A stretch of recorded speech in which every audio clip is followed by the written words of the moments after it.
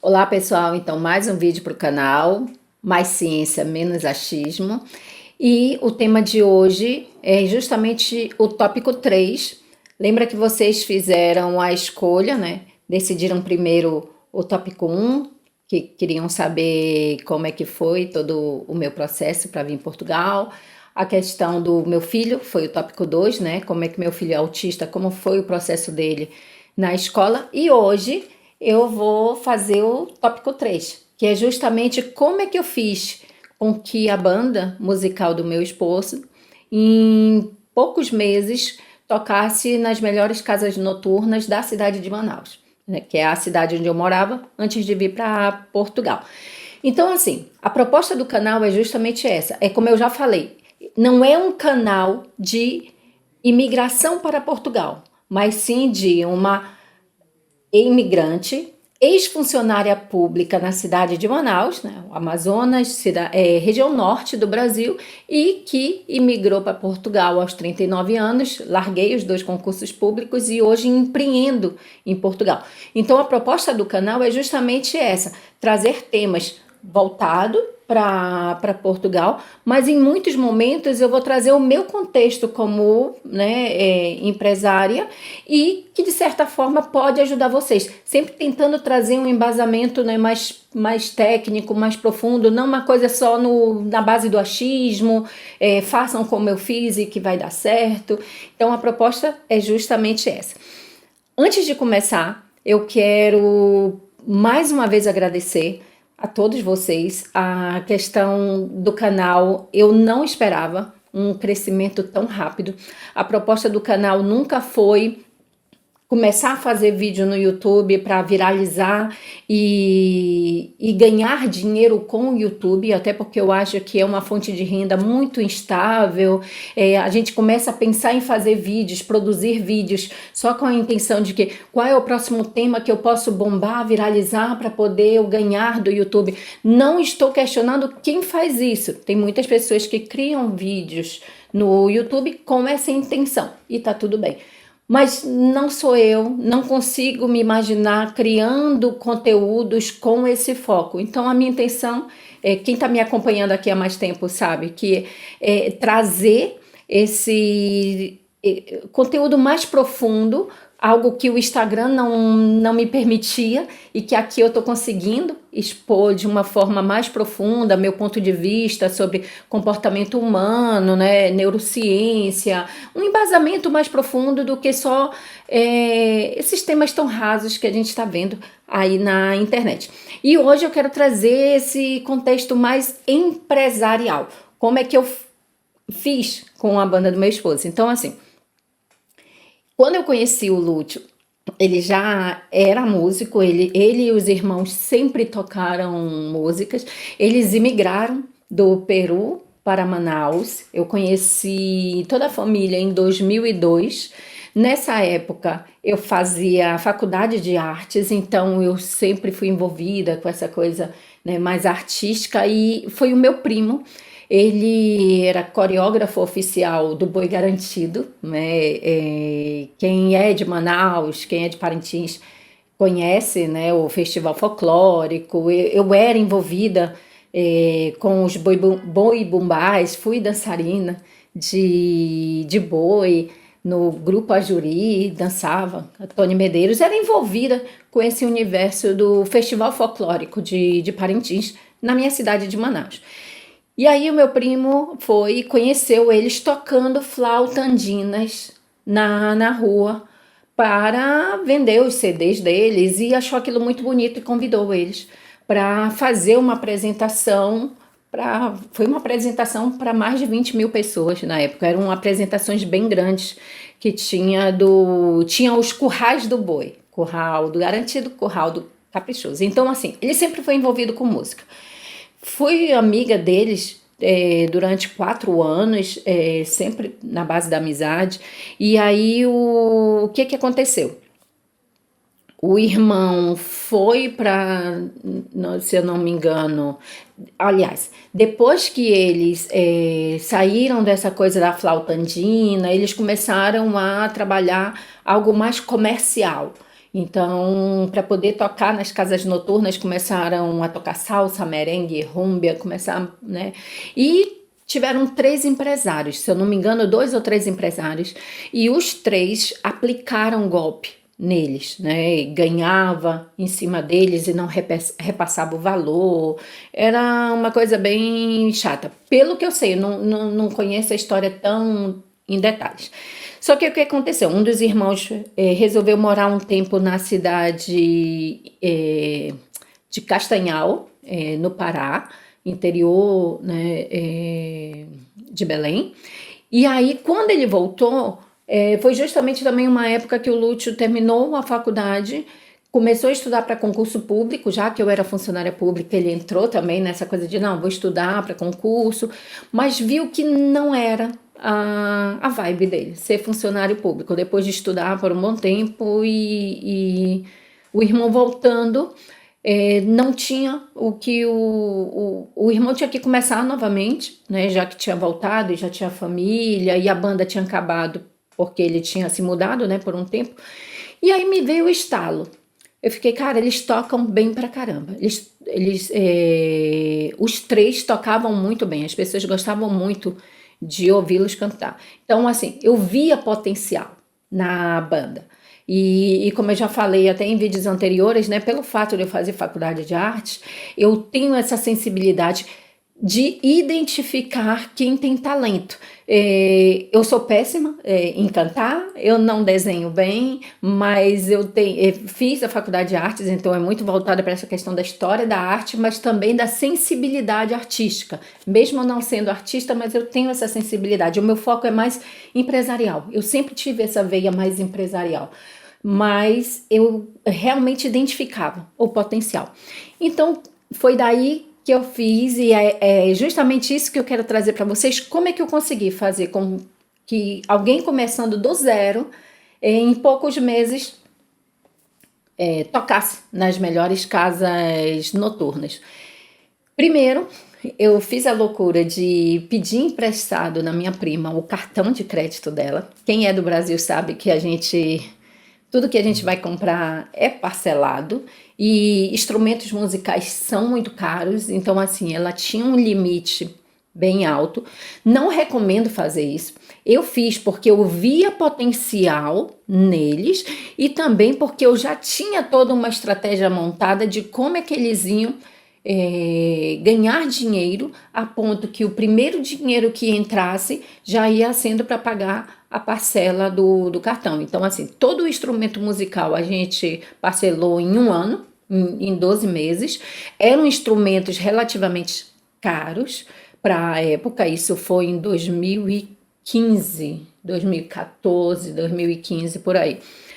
Era caro os instrumentos, então foi uma guitarra Fender, microfones, as caixas amplificadoras tinham que ser caixas muito boas, mas compactas para poder caber no porta-mala do carro. Então a gente sabe que caixas amplificadoras mais compactas, mas que com bom som, acabam sendo mais caras do que caixas maiores. Então, assim, na época eu tinha um Siena, um porta-mala grande, né, um Fiat Siena. Então, assim, eu até brincava que assim, a banda tinha que caber no carro, né? Tinha que ser eu, o Lúcio e os 2 irmãos e todos os instrumentos musicais dentro do porta-mala, e a banda tinha que ser isso, caber tudo dentro de um carro.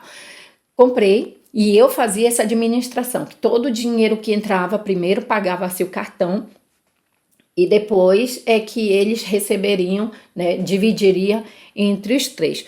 No primeiro ano eu fiz isso praticamente gratuito, era dividido entre os 3, mas depois eu percebi que, pera lá, dava-se trabalho.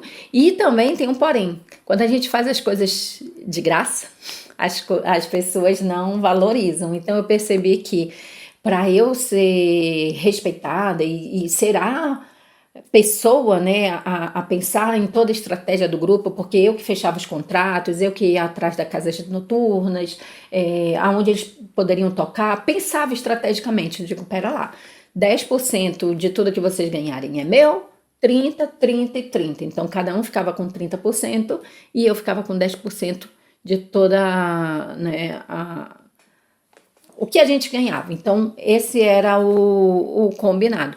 Pagaram toda a banda, né? Pagamos a minha prima no primeiro mês, no primeiro ano. Pagamos tudo certinho e ainda ficamos uns quase 2 anos até o irmão voltar para o Peru. E aí foi quando a banda acabou e a gente entrou na fotografia. Mas enfim, como é que foi o processo? E aí, assim, eu tô colocando esse meu processo, mas eu quero que você visualize como é que pode adaptar isso para o seu contexto. Eu tô aqui falando um contexto musical do que eu fiz com uma banda. Mas eu quero que você analise agora. Digo, tá, a Helena tá me colocando essa questão e como é que eu posso adaptar isso para o meu contexto? Quer seja você iniciando um negócio novo ou quer seja você vindo para um outro país, para um outro estado, você quer começar algo. Como começar? E essa é uma das estratégias que eu criei. O que eu fiz? Já que eu tinha feito faculdade de artes, eu tive contato com alguns professores e descobri que um dos meus professores tinha acabado de montar um restaurante que era um restaurante bem interessante na minha cidade, que era um restaurante que era especialista em paellas, né, típico aqui da Espanha, um prato típico da Espanha. Eles ofereciam só paellas e era uma casa relativamente pequena, aconchegante para poucos clientes, mas era um prato caro para a época. Se eu não me engano, era tipo R$ 200 em 2015, um prato para 2 pessoas. Então, assim, lá só ia pessoas, de certa forma, com um poder aquisitivo maior. E aí eu pensei, e aí vocês não imaginam qual foi a estratégia de como eles começaram a tocar lá. Eu disse o seguinte, cheguei lá e conversei com esse meu professor. A intenção da casa, inclusive, nem era lucrar tanto. Eles tinham feito o doutorado aqui na Espanha, então eles queriam uma casa noturna onde eles pudessem confraternizar com os amigos e, por que não também, já que era algo que não existia em Manaus, tem um ambiente legal para quem gosta de comida mediterrânea, gostava de paella na época, né? E aí o que acontece? Eu expliquei para eles. Eu digo o seguinte: o meu esposo e os irmãos estão iniciando uma banda musical. Eles já tinham antigamente com outros empresários e era uma banda maior, só que agora a gente resolveu ser só eles três. O Pablo tocava percussão e era uma percussão eletrônica, então ele não levava bateria, não, era uma coisa que era algo dele, mas era uma percussão eletrônica, que ele conseguia tirar sons dali, algo bem legal. O Jorge era o vocalista e também tocava violão, guitarra, em alguns momentos tocava flauta.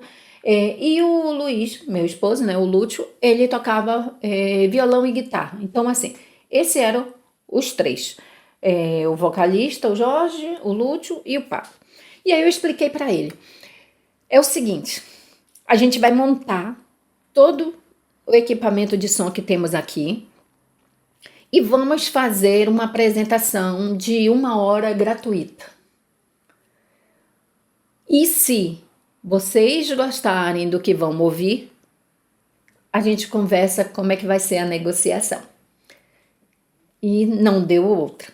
Ouviram por 1 hora e ficamos nessa casa praticamente até a casa fechou depois de um tempo, porque a pessoa que alugava o espaço cresceu o olho, o aluguel era tipo R$ 5.000 e dobrou para R$ 10.000 porque viu que a casa movimentava bastante, mas enfim, por conta disso a gente ficou lá praticamente uns 3 anos tocando todas as sextas-feiras.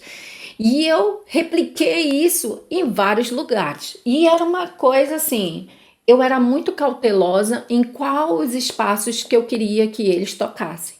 Porque assim, primeiro, que o Lúcio era pai de família, a gente já tinha o Vini, né, pequeno. O Pablo também já tinha filho. O Jorge era o único que não tinha filho, mas assim, em nenhum momento eu queria colocar os meninos em risco. Então eu fiquei assim, eu digo, não, eu não vou procurar casas noturnas que tenha muita bebida, risco de briga, que eles podem, né, ter um tiroteio, alguma coisa. Então, assim, a minha preocupação sempre foi quais são as casas noturnas ou então restaurantes que eles consigam tocar, que paguem bem e que tenham uma clientela que vá gostar do que está ouvindo. E foi justamente isso. Comecei a replicar nas melhores casas de Manaus. Comecei a fazer isso também nos shoppings. Então, assim, os shoppings aqui em Portugal como os centros comerciais, né? O Colombo, o Ubo, tem a praça de alimentação. Então, é muito comum no Brasil, pelo menos na minha cidade, Manaus, eu não sei como é que é o resto do Brasil, mas na minha cidade, os shoppings, né, os centros comerciais, na praça de alimentação sempre tem alguém tocando enquanto as pessoas estão lá comendo na praça de alimentação. Então, tocamos nas praças de alimentações por muito tempo também. E também eles gravaram um CD, porque enquanto as pessoas tocavam, quem gostava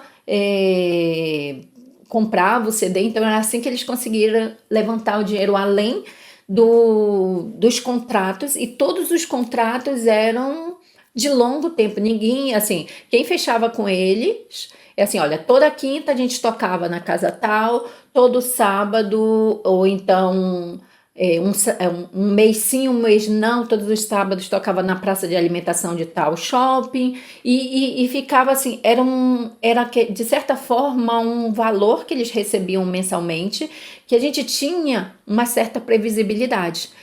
E aí, isso foi crescendo de tal forma que aí o que aconteceu? Eles tocavam nesses restaurantes, casas noturnas, shoppings, e os públicos que assistiam eles nesses lugares começaram a pedir o cartão para começar a tocar em casamentos, em aniversários, né? Uma pessoa que é do Peru e que estava em Manaus e que queria uma música mais latina no seu aniversário. Então a gente começou a tocar em eventos, mas principalmente em casamentos. Foi daí que a gente começou a entrar na área de casamentos e por isso que hoje em dia a gente trabalha com fotografia de casamento. Surgiu lá no início com a música. A gente começou a trabalhar com os casamentos, então uma coisa foi crescendo durante... para ter uma ideia, eles ganhavam, em poucos meses, eles passaram a ganhar em torno de tipo de 10 mil reais a gente fazia por mês. Eu ficava com R$ 1.000, ficava R$ 3.000 para cada um. E tocando, né, trabalhando apenas quinta, sexta e sábado. Era 3 dias na semana. Para a época, em 2015, era um valor muito bom, entendeu? E fora... isso era o valor, como é que se diz, fechado.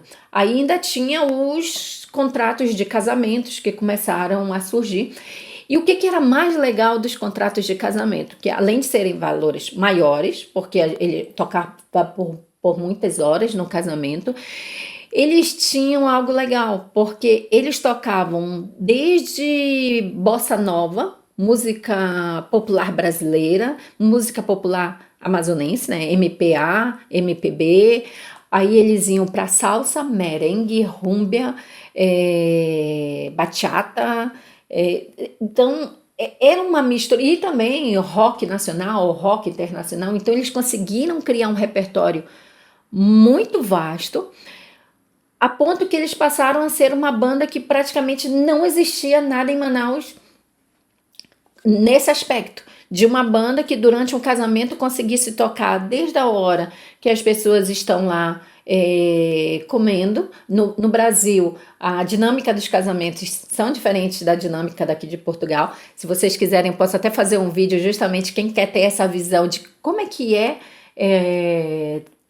um casamento tradicionalmente português e como é que é um casamento tradicionalmente brasileiro. né, Portugal e Brasil, porque tem diferenças, né? Tem muitos fotógrafos que vêm para cá assim, eu vou ser fotógrafo de casamento, mas tem diferenças. E aí eu posso trazer isso no próximo vídeo. Mas no Brasil é assim.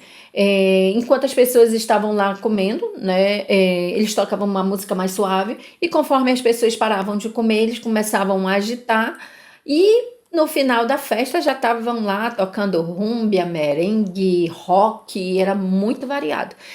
Mas então é isso. Eu consegui ver o potencial deles, mas a deixa que eu quero nesse vídeo é colocar justamente isso. Tem muita gente que subestima o trabalhar de graça. Eu vejo que muita gente tem potencial que acaba, quando inicia no mercado, quando entra em alguma área, entra cobrando muito pouco, porque assim, não, eu não vou trabalhar de graça.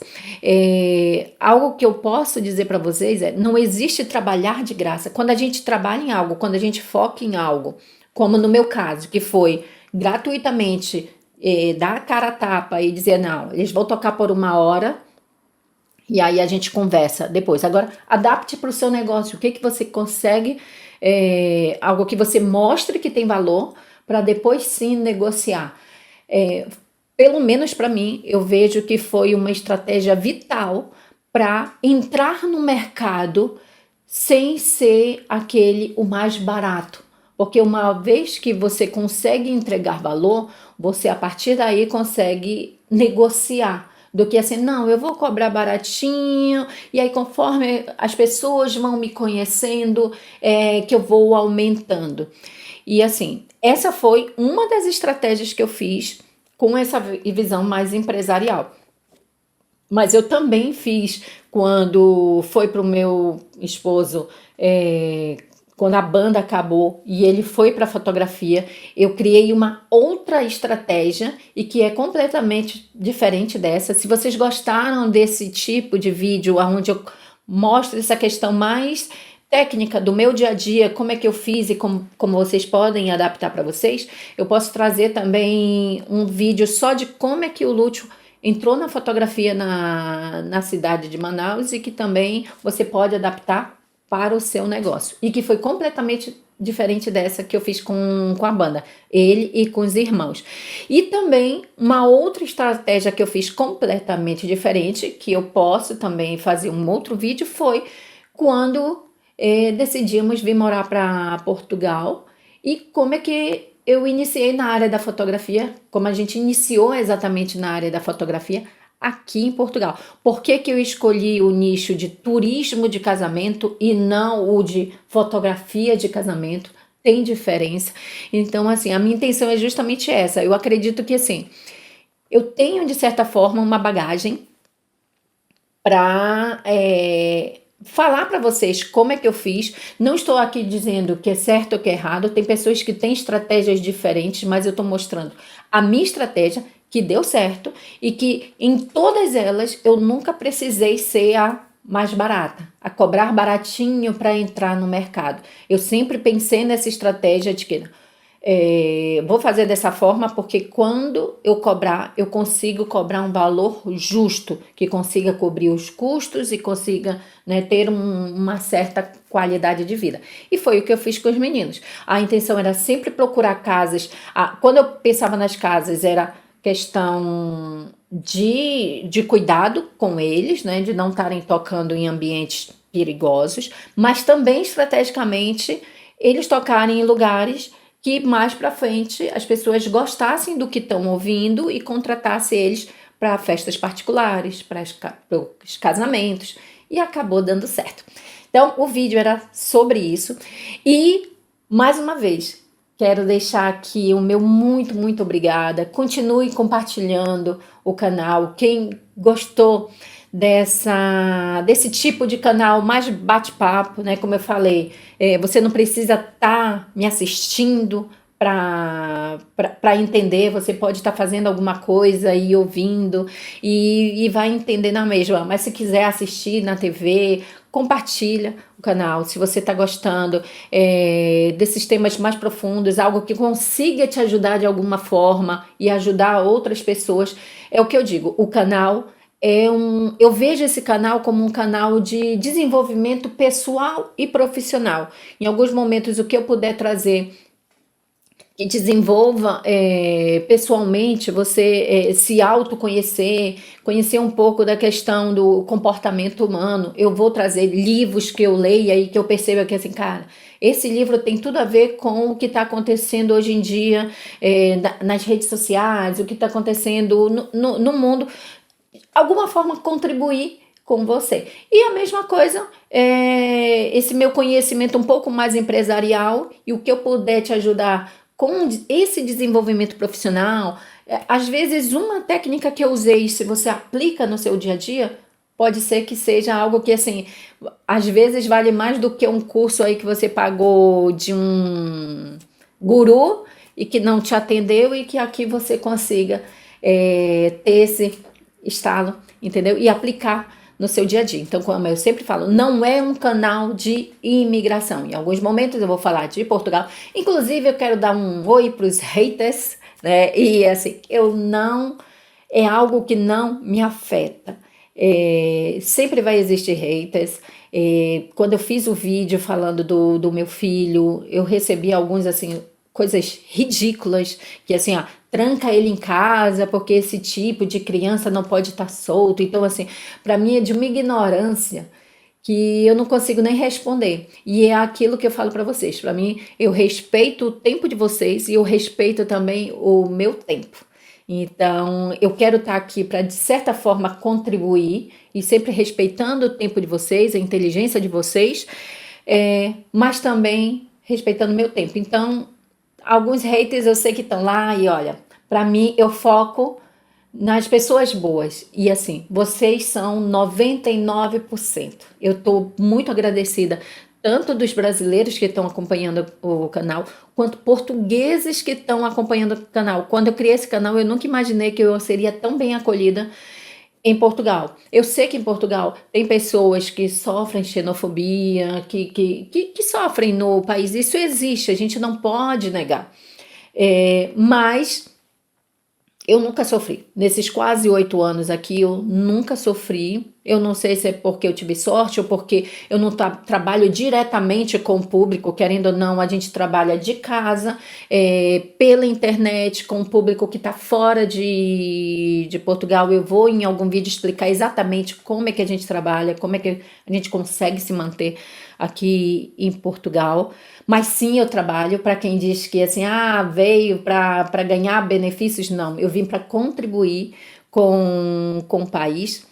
E é isso. Então, te espero no próximo vídeo. E esse era justamente voltado mais para essa questão do desenvolvimento profissional e que eu espero que tenha te ajudado. Até logo!